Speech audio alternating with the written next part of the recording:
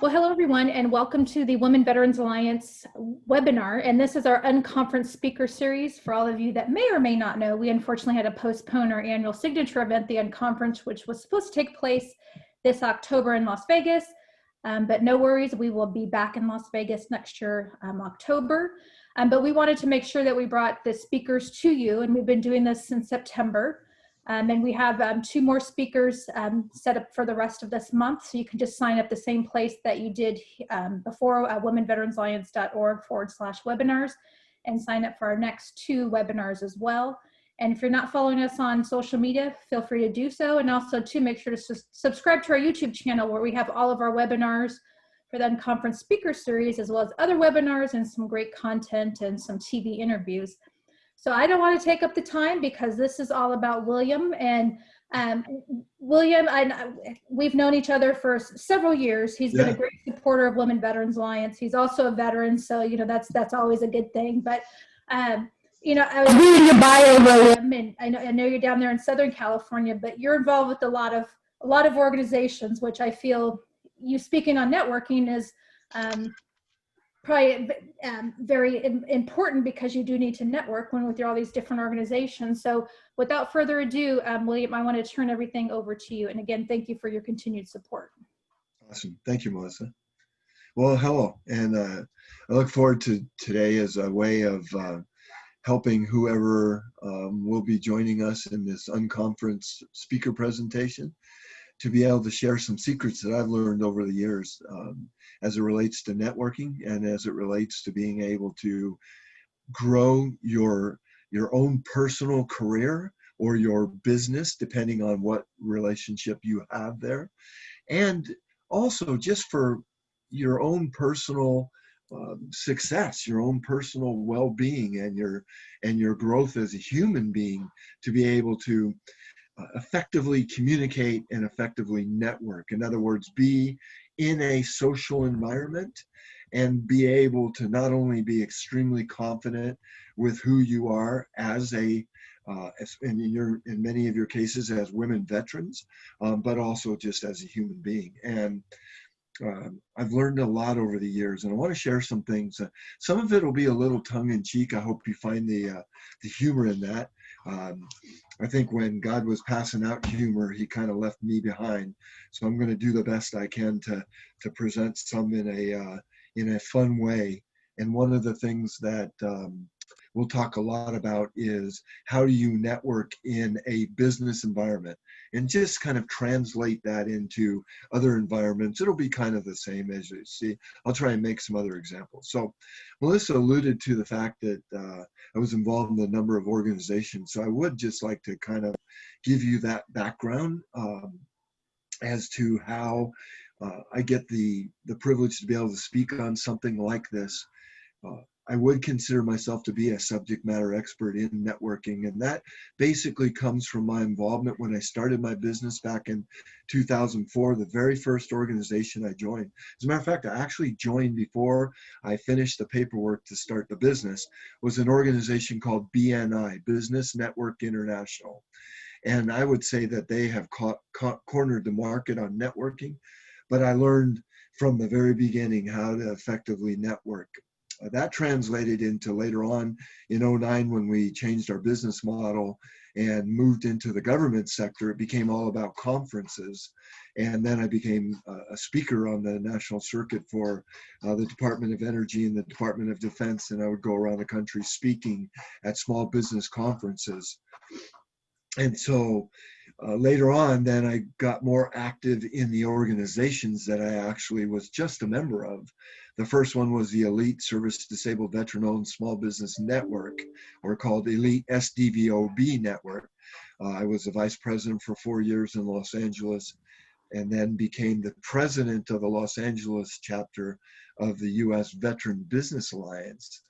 And that was a huge organization. We had upwards of 70 veterans who would attend on a monthly basis back in the days, obviously, when you could get together in larger groups. That led to becoming the state of California's alliance liaison where I represented the U.S. Veteran Business Alliance in all things related to the state of California, whether it was their politics or fundraising or whatever I was doing at the time, building chapters. So I built 7 chapters in the state of California and supported them. And then I got very active in a national organization called the National Veteran Small Business Coalition, of which I'm very active to this day, as well as the Veterans in Procurement out of Maryland. Both are East Coast based or Beltway based organizations. And so I've had to learn how to network, and particularly with people that I don't know. And that's hard. I don't know how it is for you, but it's really awkward for me to just walk up to somebody I don't know and just engage them in a conversation. So these slides that we're going to share today are going to be related to that. So let me share my screen. I think Melissa's given me permission to do that here, and so we should be ready to go. And so this is a slideshow that we prepared, and we'll have these, Melissa will have these to be able to pass out. So here we are, networking, the skill you must possess, so, or have, to be successful. I really believe that if you can't talk to people, it's going to be very difficult to be successful. You have to engage people. And I really believe one more step related to COVID now, particularly, that you have to have a relationship with people prior to actually building relationships online. Now, maybe it's possible to build them over the long haul, where you actually are engaging with people online in a Zoom or some format like that, a web Teams or a Cisco, event, or we use Microsoft Teams in our business, where you're engaging them on a regular basis. However, I really believe that you have to have that relationship ahead of time. Otherwise, it's a lot more difficult. So what I'd like to do is, and we'll get going here. So let's see. Ordinarily, when I would do this in person, I would ask questions like, are you or your company a household name? Like, who are you? Is your business well known? Are you well known in your circles? So let's just translate that to, are you well known in your circles? In other words, in your group of friends, do people know who you are, and are they comfortable with who you are? You could actually type those answers into the chat. That would be very much appreciated. We'll go through, and Melissa will help me, I'm sure, kind of coordinate that as to if we're getting some responses in the chat. But I think it's a good question to ask. So it's not about, it's not about, are you Coca-Cola, or are you IBM, or are you Xerox? It's more about, what kind of reputation do you have within the circles that you walk in? So in our Women's Veteran Alliance, do you have a good reputation in the alliance? Are you well respected? Are you somebody that's friendly? Are you somebody that people want to get to know and they want to talk to? And I think those are great questions to ask. So I would like you to respond, if you would, please, in the chat, like how comfortable you are kind of in the relationships that you currently have. And that's a great one. Second one is, if you're in business, is your brand widely known? So we're known as a small veteran business advocacy, and we have been able to now effectively take that brand, market it around the country, and we are now well known. Just a quick story that was really amazing to happen just last week. The week before that, I was a small business sponsor for the Navy Gold Coast conference. It's a business conference, and I was fortunate to be able to have a one-to-one on a Zoom situation like this, where I got to meet with the Secretary of the Navy and his small business specialist. And the meeting turned into a one-to-one with the small business specialist, who had selected our business to be able to help the Navy build a program and reinvigorate the STEM program, so that they have a long-term program to build up Navy personnel so that they are never caught shy. They'll always have personnel, and then the support for the Navy, i.e. the shipbuilders and other warfighter support machines, have enough personnel to be able to ensure that they're always recruiting personnel.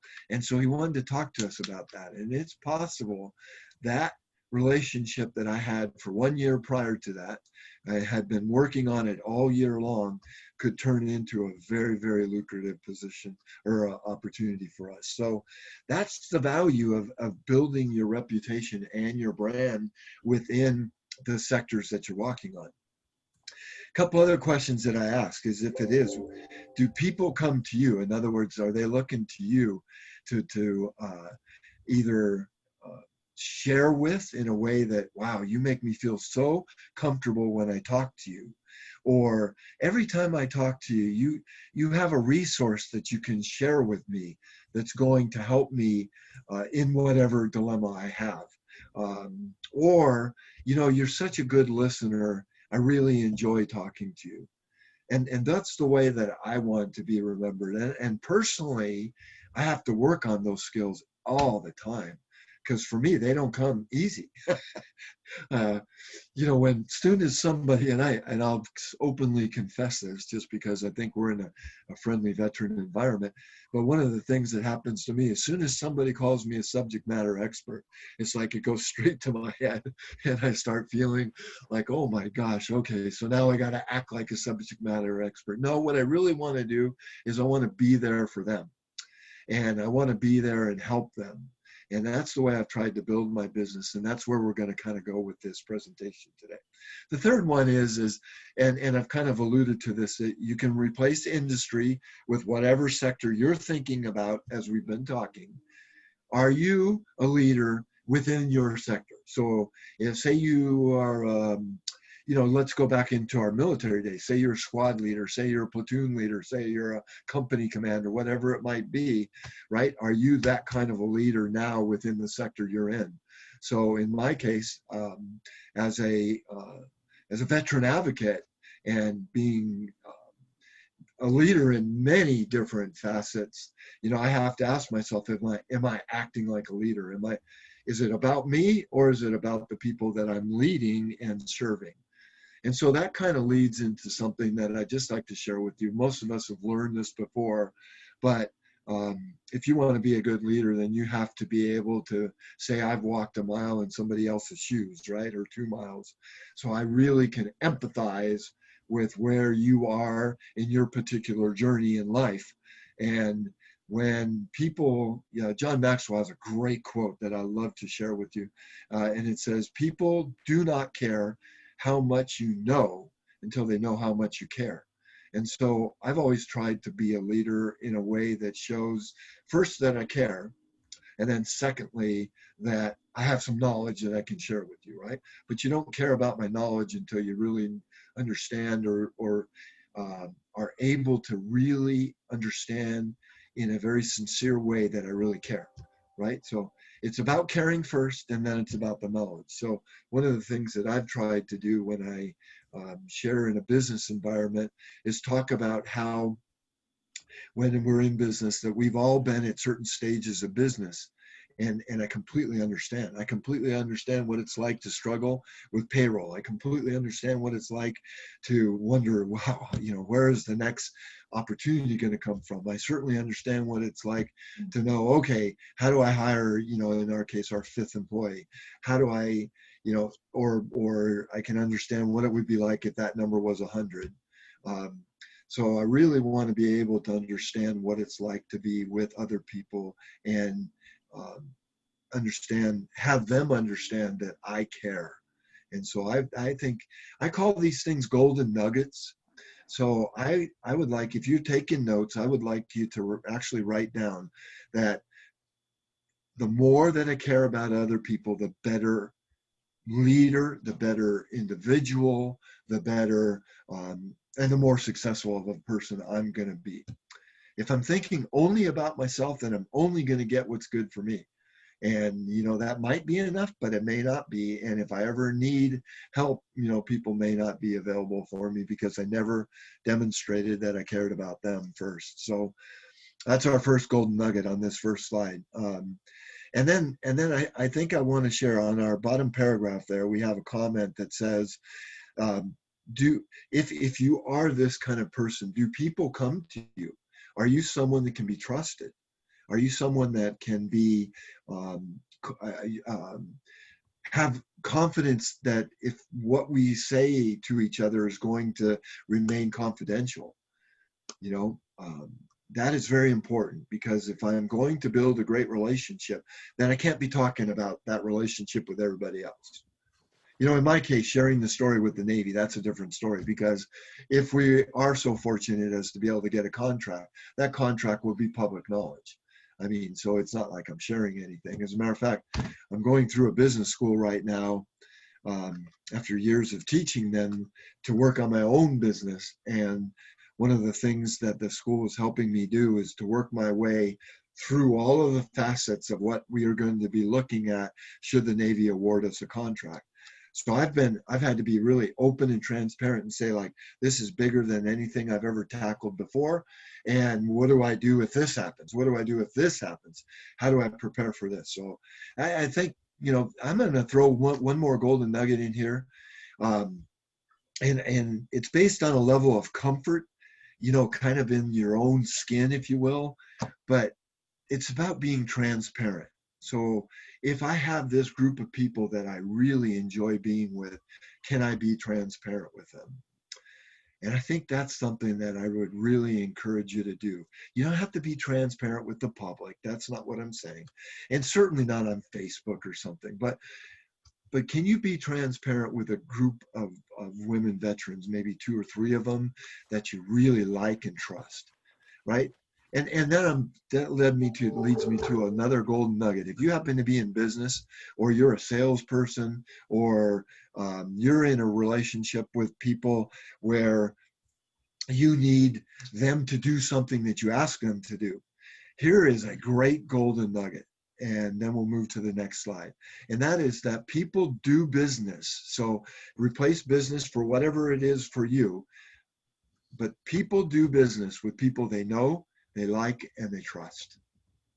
And boy, if that isn't the truest statement of all. You know what? If you are not a likable person, people don't want to be around you, right? It's really that simple. And so I've had to learn in my own business and in my own abilities as a leader to be a likable person and to really be somebody that people want to be around.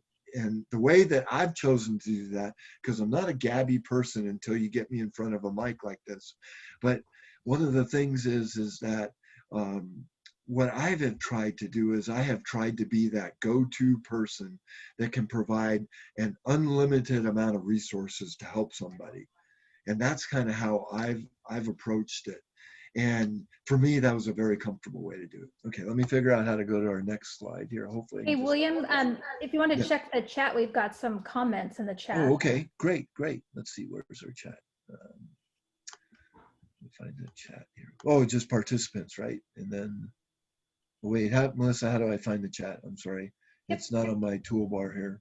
It might be under more or. Oh, more. Yep, there it is, because it's, okay, so we do have some comments. Thank you. You could for skip mine. reminding me. Let's see. We'll just go back up to the top and I'll see if we have questions. We'll go ahead and address them there. Okay, there's speaking of what Melissa. Yeah, Melissa introduced herself. Yes. Navy vet, by the way. Melissa, if you need some work, we may work together on this thing if we get it. So, okay, let's see, from Shawnette. I'm comfortable in the circles of trust that I am in. I need to improve stepping out of my comfort zone and operating effectively while learning in the spaces that I'm unfamiliar. That's a great comment. And just the acknowledgement, Shawnette, about that, desire to be able to operate effectively outside of the spaces you're comfortable in is a great opportunity to really grow. We'll address that in the next slide, actually. Okay, let's see, from, is it Isa Marie? I hope I pronounced it right. Isa Marie? Isa. Oh, Isa, I'm sorry, Isa Marie? Okay, I'm comfortable. Okay. with a handful of diligent military groups as a caregiver, women, veterans, vets in agriculture, but my network is small. Okay. So does that mean you'd like to grow your network? Yes, yes, it does. Okay. Okay. Very good. So we'll talk about that again. And from Julie. Okay. So veterans, upward abound in a house is not a household name. Okay. So that's your organization that you're with, Julie. Okay, good. Our brand could benefit from more awareness, and we are not leaders in her. Thank you for answering that question. We're going to actually address all three of those issues in the slides coming up. From Hope. Okay. So she's completely, that I'm not completely comfortable with all the military groups. I know that if I go to certain events, there may be one or two people at each event that I have met or that know me or I know them because of the documentary I was in. I have a lot of female military friends that are associated with many women's groups throughout. I am truthfully trying to reopen many doors and brand myself accordingly to create a proper business. Very good. I appreciate those. Those are good comments. Thank you. Let's see if I can move this so I don't have to dig around for it next time. Okay. So what did I just do here? Okay. You should be able to possibly do your space bar or your right arrow. Yep. So let's see what's going on here. Okay. Very good. So that's slide number 1. Slide number 2. Okay. So why must we network? Well, really we need the network to be able to address all those questions and all those levels of comfort that all of you just expressed. The idea that somehow we can operate in a vacuum and things are just going to come to us is not a reality. As a matter of fact, it's very deceptive. We're always demanded to take that first step. And so it's the first step that's always the hardest, by the way. So one of the things that we're going to do throughout this little remaining part of the webinar, we're going to give you some tips for that. So as you can tell, in the old days, this is the day of the handshake. Obviously, we need to come up with a better way to shake now. I personally, I have no problem still shaking hands. I learned a long time ago that if I just wash my hands and don't touch my face, I'm fine. But that's a matter of level of comfort. But there are other ways. So you can do the good old elbow bump or the invisible bump or whatever you want to do. The point being is that it's that hand.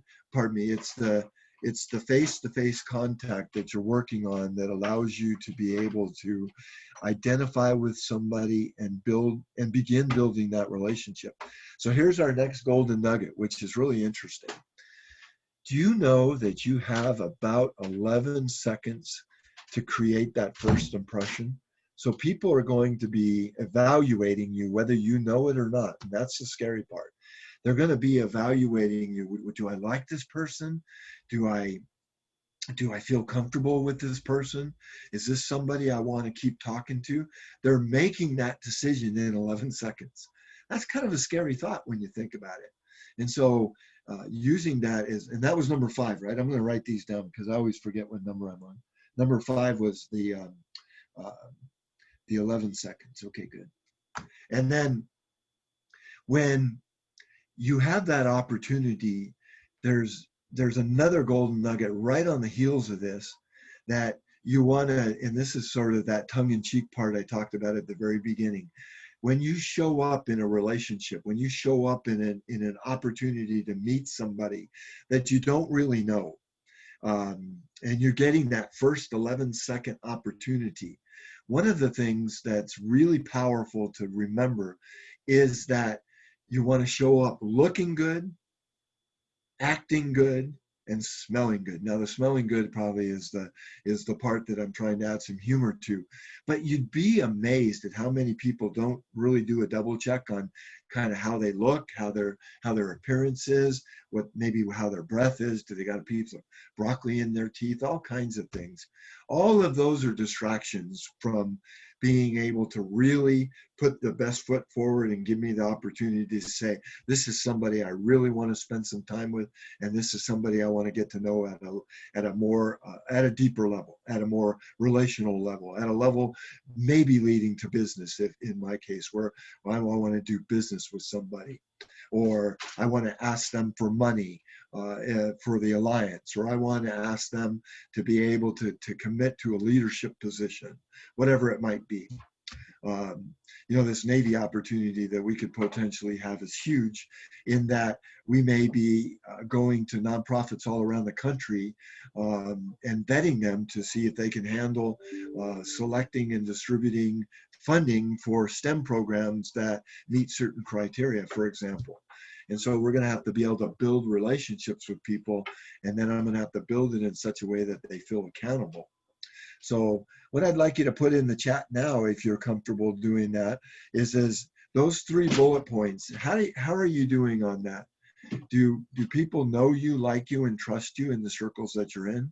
Do you understand that 11-second rule is something that you can really use to your advantage? And then thirdly, when you're in those relationships, you know, do you show up looking good, acting good, and smelling good, and continuing to build that relationship that way? All right, so we'll come back as soon as we get some comments. Melissa, if you just let me know, and then I'll go back and address those. We'll go to the next slide. Okay, so here's some of the keys to effective networking. One of the things that is really important in networking is to attempt to, again, to be about the other person. I don't like the question, like in a business setting, what do you do? But I asked them another question. So if you're in business, I'd like to have you really consider this question. What kind of value do you create if I was to do business for you? And I want to look at that, what I call the value proposition. So from a relational perspective, you could ask somebody, you know, this is a little corny, and so I'm just kind of throwing it out there, but, you know, what is it like to be a friend of yours? You know, how could we be friends going forward? What would a friendship look like going forward? It's a little cornier than the business part of it, the value proposition, but thinking in terms of that, in terms of how we could build those relationships, I think is really what we're drilling into, and not the way I say it or how I say it or even what I say, but more the result that I'm trying to create. Like, I would like this to go forward. What does it look like? How can we do that? And that's what I really want to do. So I want to get to know somebody from the perspective of knowing them. And then if they really feel good, they're going to start asking about me. So I'll be able to talk about me secondarily. But by honoring them and asking about them, which is really the purpose of this introduction, is that it's all about them. And that's the key. It's all about them. And when I'm all about them, then I have an opportunity to be able to have them be all about me. And so then the growth comes, and that's when the relationship can take off. In a business context, again, we'd use the elevator speech, and that typically would be 30 seconds. And it's never about what you do again. So if you're in business, and you know what, could you do just real quickly in the chat, just let me know if you're a business person, so that I would know real quickly how much to spend on business and how much to spend on more relational aspects of this. So if everyone could do that, that would be very helpful. Just type in the chat, like I'm in business or I'm not. I don't see any responses, so I don't know. There we go. Thank you. New home-based business, not in business. Good. We got 2 so far. Thank you. Keep going. Okay, I'm in business and government. Good. So this applies to you. So we have 2 out of 3 so far. So keep going. New home business again. New home business, not in business. Okay, good. So 4 out of 6. Okay, very good. Not in business. Okay, 5 out of 9. All right, so I'll keep going, and I'll try and address both issues, but keep in mind that we are a business, and this is really a business presentation that I'm trying to refine, and for you, and I think that we'll be able to continue along the relational aspects as well. As a matter of fact, if you think we could do a better job on the relational part of it while we're talking, just put it in the chat. Let me know. I really would like to know that, so I can address any questions or concerns that you might have while we're talking. I think that would be really good, and that will help everybody. So I'll keep going along these. The elevator pitch is basically a pitch where you're presenting your part of what you do for a living, like a job or a business owner, or in my case, then the value that we create having somebody do business with us. So very quickly, if a business were to come to us and they were to say, how could you help us? And I would say that the value you would get from doing business with CFR is that we translate 12 years of relationships by helping you expedite the outreach to those 12 years of relationships so that we can get you in front of them for a contract. That value could be worth a lot of money. And it's very important for them because it takes years to build those kinds of relationships. And otherwise, they're just spinning their wheels. So that's become a very good value proposition for us. And as an individual, what I would say would be in terms of like, you don't think in terms of elevator pitch, but I want to go back and just reiterate that I think that just asking questions about the other person is going to be the biggest thing that's going to help you build those relationships. And it might be easier. So for a couple of the participants today who said that it was a little hard getting out of the level of their comfort zone, you might try asking a couple questions when you meet people you don't know. And one of the questions that I might ask them is, just because did you serve in the military? Are you a civilian? If you're a civilian, did you go to college? Or did you go straight from high school to work? And if so, what kind of work do you do? And all of a sudden, you've just opened up all of these opportunities for them to just talk about themselves. And before you know it, you got a minute, 2, 3, 4, who knows how long it'll go on. All right, next one is capability statement. If you're in business and you own your own business, like a lot of you responded, you have home-based businesses or you want to create one, we have this thing in business called a capability statement. It basically expresses what we do, but it's not done in a what we do format. It's done in a what I call a 3C1P: capability, capacity, credibility, and past performance. And so those 4 items are addressed in that statement. My takeaway here, and I don't want to spend too much time on it, is anytime you have a marketing piece, if you're in business, don't ever give, and this is a golden nugget, so this will be number 7 now, right? Don't ever give your marketing piece until somebody asks for it. And that's so important, because what it means is if I ask for it, I want to read it. And I'm going to take a look at it. And I'm probably going to review it right in front of you, so then I can ask more questions while we're together. But if I don't read it, I'm not gonna look at it while you're talking, and then most likely, since I didn't ask for it, I'm not gonna keep it. All right, don't push it. You know what?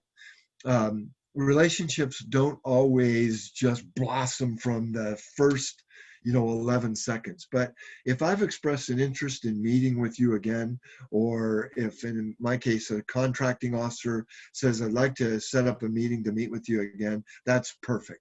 What a great result of a first relationship or a first meeting. Or if I'm talking to somebody and they say, I'd like to learn more and I can't do it now. Can you follow up with me? Certainly, I'll be happy to. And it's just about kind of rolling, being flexible with the opportunity. And I think this fits my personality more because, again, like I said, I'm not really a small talker. I can't really engage somebody in, just weather conversations and things like that. It's not something I'm comfortable with. I kind of really want to talk about the things that are going to help both of us be successful, and that people just sometimes aren't ready to go there right away. But you do need to build that relationship, and one of the best ways to do it is to find that area of common interest.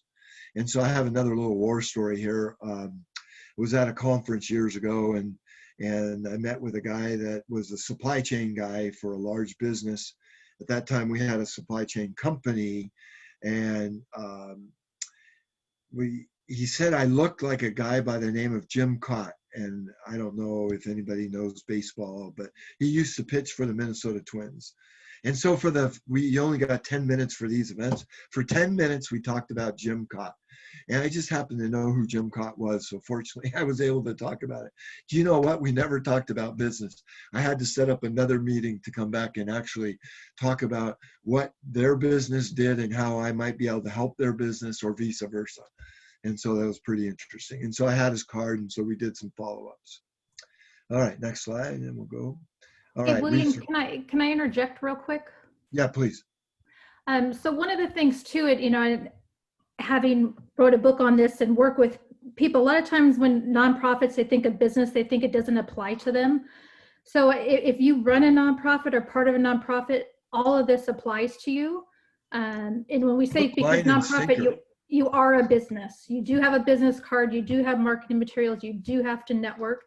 And also the same for anybody that's looking for a job. It's the same exact thing. So even though William's referring to the word business, also to make sure you apply yourself in that, it's because we're all doing some kind of networking. So, because sometimes people think, well, that doesn't apply, but it does. And I think a lot of the people that are on the call, it applies to you, even though you may not have your own business, but these things that William is sharing does apply. What a great point, Melissa. Thank you very much, because that is so true. It really, a nonprofit is nothing but a business that runs itself and is not allowed to distribute the profits to any other, for any other purpose than the purpose by which they're a nonprofit around. So that's a business. I mean, that's a very difficult business to be in. So that totally relates. And if you're looking for work, this next slide is a perfect slide for you, because one of the things that you must do when you look for work is know as much about the business that you're applying to as the person that's going to be talking to you. And that's a hard thing to do. You've got to do your research. And in the business that we're in, which is a research business, basically, where we identify contracting opportunities for both our firm and for our clients, we have to know more about that opportunity than the contracting officer. And the reason that we have to know that is because we want the contracting officer to be able to have to go to the person who's ultimately going to make the decision, and they're called the program manager. We want the program manager involved in our conversation. As a matter of fact, we actually want to meet them. And so that's our objective all the time.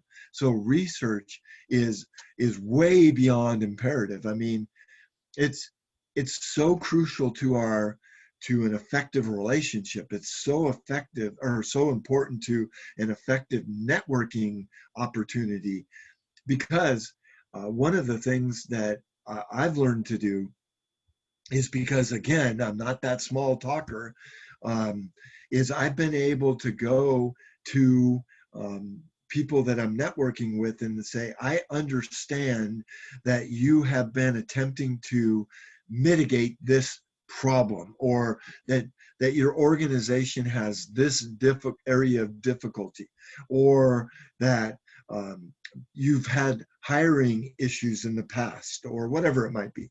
And a lot of times what happens is, and this is an amazing experience to have and to go through, is you can literally see their jaw drop. Like, wow, how did you know that?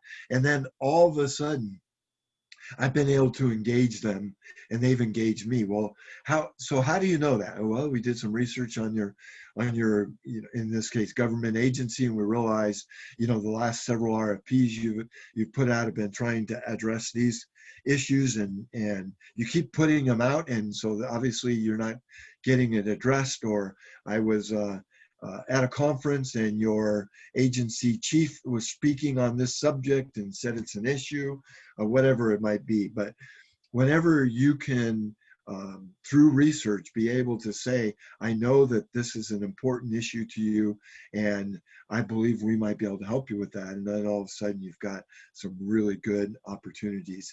And that particularly applies for job seekers and nonprofits. So in a nonprofit, all of you know that when you pursue a grant, you better know what that organization, what kinds of areas of funding that they're going to fund, right? Then they will list those areas in their grant application, and you have to be able to know those areas as well as they do, or if not better. And then when you speak to that, then you are have that opportunity to build that collaboration and that idea that, like, wow, if we fund this organization, they're going to help us meet this objective that we have. And same thing when you're looking for work. When you're looking for work, you're literally a problem solver for them, because I have a problem, I've got this opening, and this opening has this area of responsibility. So I'm looking for somebody that can fill that position and meet that area of responsibility, and then do it so I don't have to be concerned about it, right? So that's, if you can reframe the way that you look at these conversations, you will become an amazing networker. And then all of a sudden, you're going to grow your nonprofit, you're going to grow your business, you're going to grow your home-based business, you're going to grow you're not even going to be looking for a job anymore. You're going to be growing within the job that you have. So all of those things become possible as you execute and implement these strategies for effective networking. I see we've got, I might have missed one. Pardon me, I'm going to go back up. We got one from Bennett. And then I think there was one above that. Let me see. Oh, no. Okay. So it's best to already have a relationship prior to building one online, right? How to start one online without a prior relationship offline, most especially during the pandemic when meeting in person is not easy. Thank you. Okay. Yeah, obviously. So I think we may have at least broached that answer already. That's a great question. So we don't have a relationship with anybody. We've been given the opportunity to start building one online. And so I would use these same strategies online as I would in person. And I would use the idea that it's more about them than it is about me. I would use the idea of asking questions. I would use the idea of being able to find an area that we can identify together quickly and start talking about that, particularly as, again, if you're like me, where you're not really a small talker very much. And so the more you can get those three things accomplished, being about the other person, identifying that need, and then being able to hone in on what's important to them, and reviewing those and talking about those should help that online relationship. I believe it'll work online as well. Fortunately, I had so many relationships. I haven't really had to build a lot online during the pandemic, but I've still had to use these strategies. Like at a lot of the business conferences are now trying to do them virtually, a little more difficult, but I've had to use those same strategies that I would have used in person. All right, next question comes from, oh, it's the same question, okay. As a job seeker during an advice conversation, what are some questions to ask to unearth possible existing opportunities or in making that it's in a hidden job market? So I think, Bennett, I hope I pronounced that right too. If I didn't, I'm sorry. The thing that you're asking is the hidden job market. And so what you're looking for, as I understand it in this question, is you're trying to figure out the person in the business that you could talk to ask the questions, to say what are the needs of the company at that time, that might not be either listed yet or maybe not posted yet on a job board or something like that. I hope that's how I'm understanding that question. So if William, this is yes. Bennett. So yes, you understood my question. I guess, obviously you wouldn't want to, at the forefront, ask for a job. You never want to ask for a job, but how could you work the conversation where you are trying to unearth possible like existing opportunities in the question, like how to find out if there really is something existing there or not in the hidden market, so that before it gets listed. That's good. Okay, thank you, Bennett. That's a great question. So in that question, it's inherent that there's a couple things, as I understand it from Bennett. Number one is you've got the conversation. It's like it's already existing. That conversation is going to happen, or it's Correct. happening. Yeah, or it's going to happen. So what I would do would be to go back and particularly on this screen, we talk about research. I would try and identify as much about that organization as I can in advance. I'd like to know, excuse me, for example, different departments in the organization, what they do. And so what that would allow me to do, and you could even have some notes, as a matter of fact, related to that during your conversation, because it's online now, so people aren't really going to see you, reading your notes and all that. What I would do would be to begin asking questions that I understand. So it sounds to me like in this department, they might be looking for these kinds of people. Would that be correct? And if so, would that kind of a position, would it lead to the potential for, say, this kind of position? And I think that you would impress them with if you did that. And then all of a sudden they're probably going to say, that reminds me, I think I saw a position like that might be coming available in the next month in this department. I don't know, Bennett, what do you think? Does that answer your question? Yes, William, thank you so much. And maybe just as a follow-up, what if during that advice conversation, you just happen to have seen a role at that company and you don't really know this person, but you just happen to have gotten there maybe 20 minutes time? How would you approach that? Do you bring that up that, oh, I just happen to have found this job online? And maybe what would be a follow-up question to that? If yes, the answer is yes, bring it up. Yeah, and stay unmuted for a minute, if you would, please, so I can ask you a couple questions. So are you talking about, so this job is one that you saw online, you're talking to the person that was listed in relationship to that job? Not related to that or related to that job, but I just happen to have seen a job at the company and I'm interested, but I also happen to have scheduled this advice conversation at the moment I found an existing role without asking, with the person in that company. In that company, yes. Okay, so good. I guess how do I navigate the question so that I find out more about it? Do I directly tell them, hey, I happen to have found this job, or do I beat around the bush and Yeah, good question. Yeah, we don't need to actually go into specific detail there, because I think it's a good generic question. So I find something, and I have the privilege of being able to talk to somebody that might know something and might not, right? That they may and they may not. So I would actually, we're not going to ask for the job, but I would say, do you know anything about this department? Because you've done your research, Bennett, and you know that job is under this department. And do you know anything about that department? And so then that's going to guide your conversation. So if they say no, well, then obviously you would say, would you happen to know anybody in that department that I might be able to talk to? That might be one way. Or you could say, would it be appropriate for me to approach somebody in that department and maybe do a little research and see if there's somebody I could talk to about that? And they might be able to give you some intel from the organization that would speak more directly to how you might find people who you don't know in that organization. But if they do say yes, then I would say, would you mind giving me a referral to that person? I found this opportunity and I'd like to find out more about it.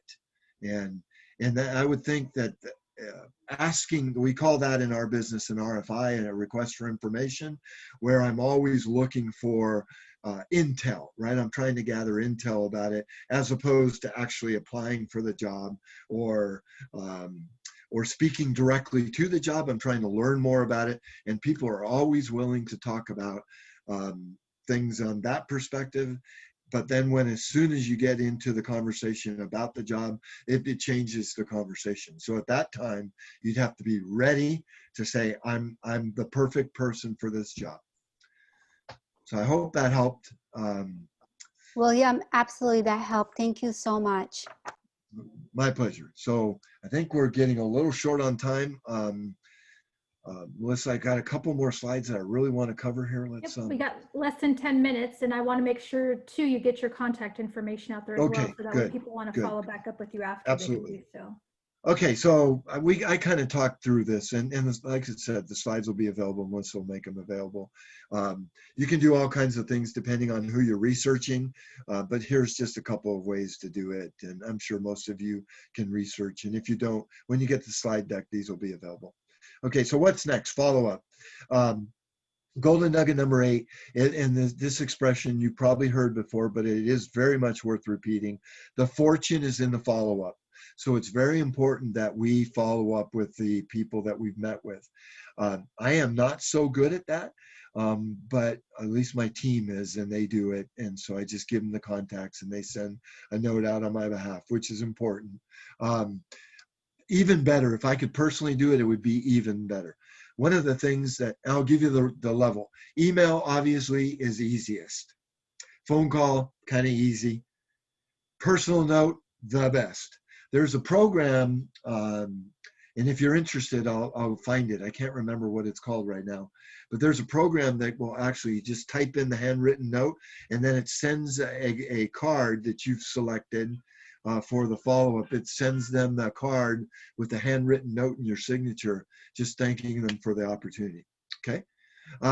In that follow-up, you want to just kind of remind them what you talked about and who you are and what your value is. Like I can, in Bennett's case, I am qualified for this position, and this was what we talked about and why we both agreed that I might be the right person for the job.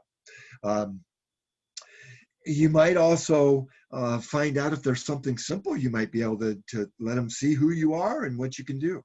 You know, we've done that before with some of our companies, clients that have products. You know, we'll say, hey, would you like to test a box of this, or would you like to test a gallon of this? You know, would you like to cleanse, you know, a couple of metallic devices with this and see how effective it is? That works very well. One of the things we'll always try and do is set up a future meeting. That's golden, is setting up that next meeting. The more I can get in front of them, the more likely it is that we're going to build that relationship, and then we're both going to be able to get what we want out of that relationship. Okay, so events right now is not a big thing, but if you can do events online and you know they're going to be there, show up. Find out. And then a lot of the events now give you time to have a chat with them, and so you can, because you've already begun building the relationship, you can continue the relationship.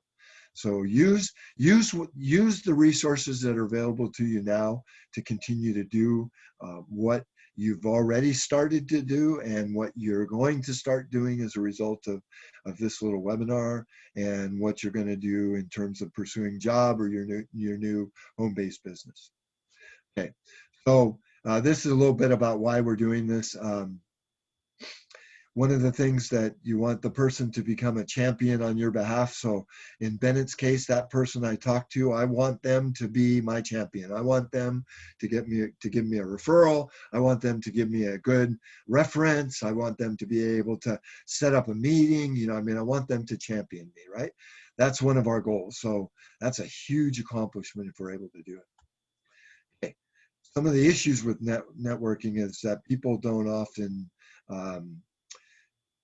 do it well, as we've learned, or have confidence. So one of the things, and this was a business solution, is you find someone who's good at it in your business. I happen to be good at networking, but like I said, I'm not the small talker. So fortunately, the subject matter expert part allows me to be a good networker, because people will typically come to me. And that makes it much more comfortable than me having to go to other people. But when I'm in a place where I don't know people, I'm just like everybody else. And that's very, very difficult. But I've used these strategies, and it's helped. It's helped me to find that one or two people that I needed to really feel good about that event or that opportunity, that I can walk away saying, well, that was worth my time. And now I've got these opportunities to do follow-up. Okay, so questions, and we're perfect. So we're going to go to the contact information. If you have any questions, go ahead and post them in this. Let's see, there's one. Okay, Melissa shared that if you're on LinkedIn, share your profile so we can all network online. That's a great idea. One of the other, I chose this one because it was a smaller presentation, but I have a much better one that I'll make available to Melissa and she can share it with you.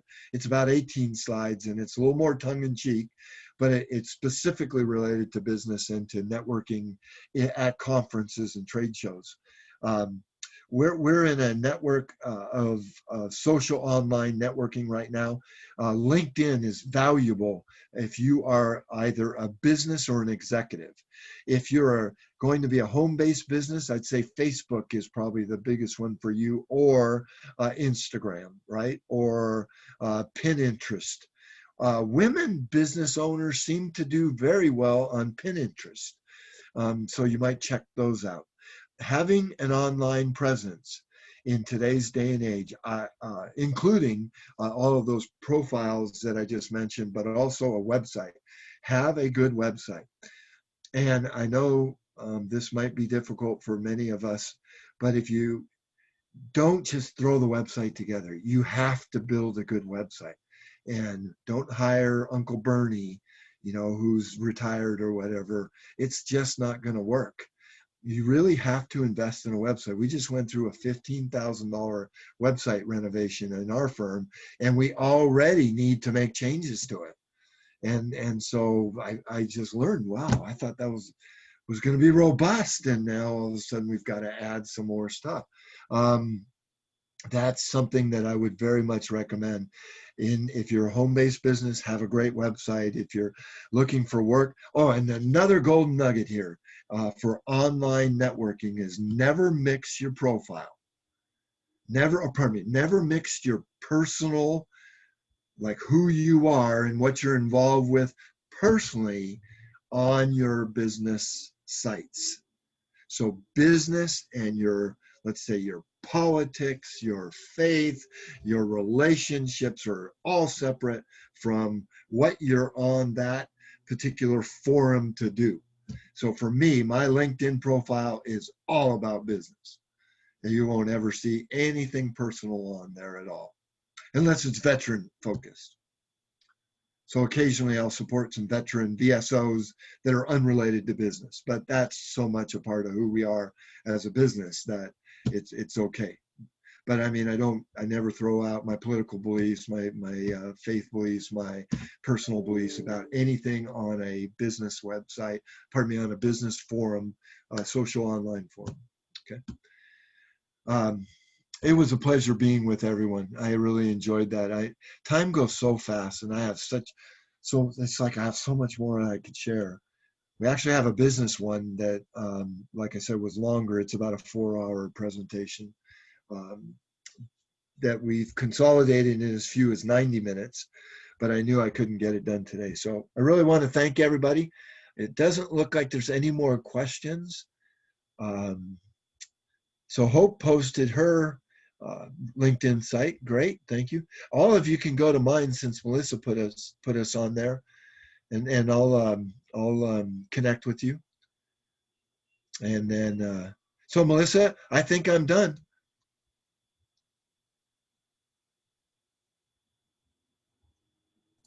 Well, I need to unmute myself. Thank you, William. Very informative, and all of you have William's contact information if you want to reach out to him. Also, too, if you need any other additional business resources, feel free to reach out to me and we can get you dialed into those, or even networking or job-seeking career support. That's what we are here to do. And don't forget, this will be on YouTube, and you'll get the link once we get it posted. And again, thank you all for your time, and happy networking. And Melissa will be happy to help you in all that as well. So, Awesome. Thank you so much. all right. A pleasure seeing everybody. I enjoyed that. I'll stop my sharing and we're done. All right, y'all. Have a good one.